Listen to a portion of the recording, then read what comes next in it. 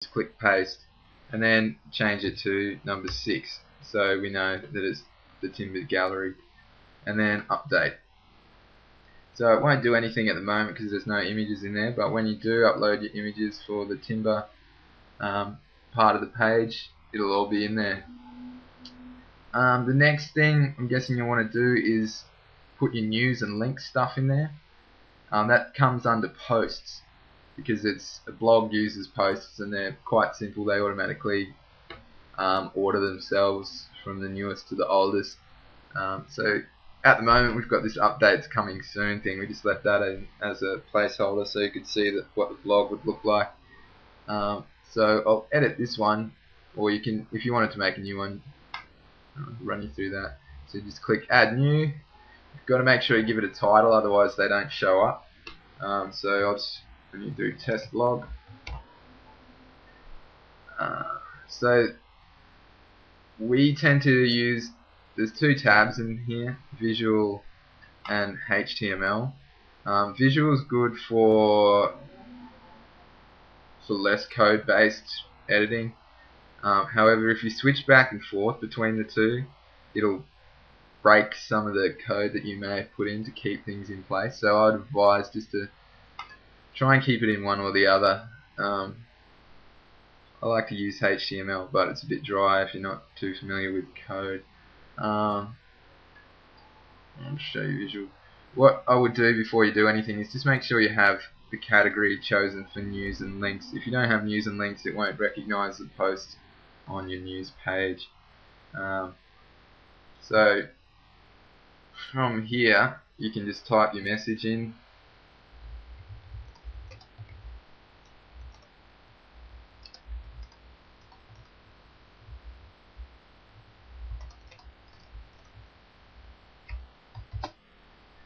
So pretty standard formatting. You can just bold wherever you want, you know, italics. If you want to link to a page, you can type in just some text if you wanted to. So click here, for example, highlight the text that you want to turn into a link, and use this one here, the little chain link.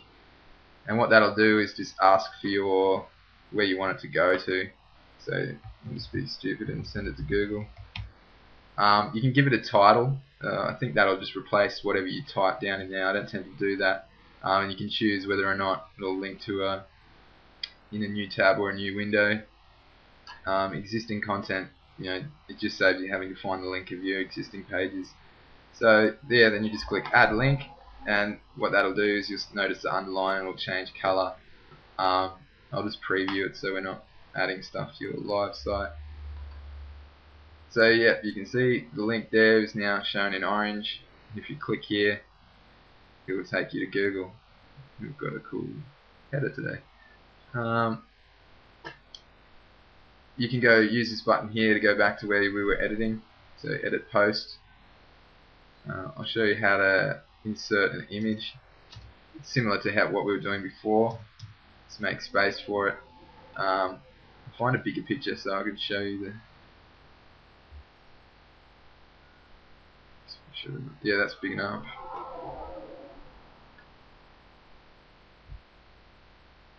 So we've got quite a large one.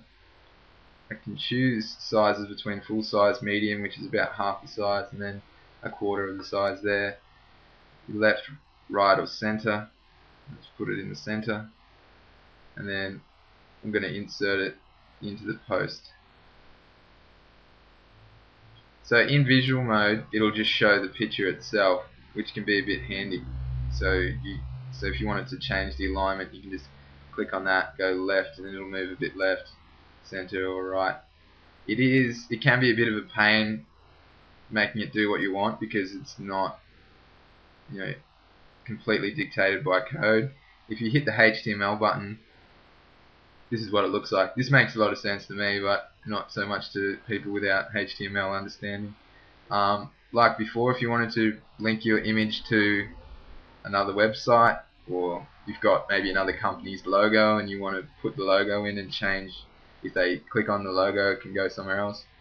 You just got to find the little href bit, and change that from the image address to your website address. So we could just go, I don't like to get rid of the HTTP bit, sometimes it errors, so just try and keep those. Just go Google, maybe even www.google.com, and that's how easy it is to change a link on the picture.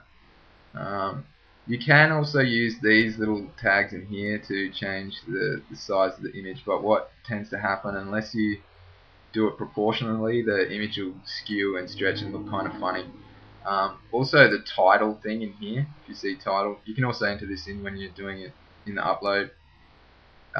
If you hover over the image, it'll show up that little title in yellow, so 4 is not the best title, and titles are kind of handy for Google. So if you want to make the titles relevant to the picture, otherwise Google gets a bit weird, so you don't want to try and fake out Google basically by putting in search terms in your title that aren't related to your images, so you've got to be a little bit careful there.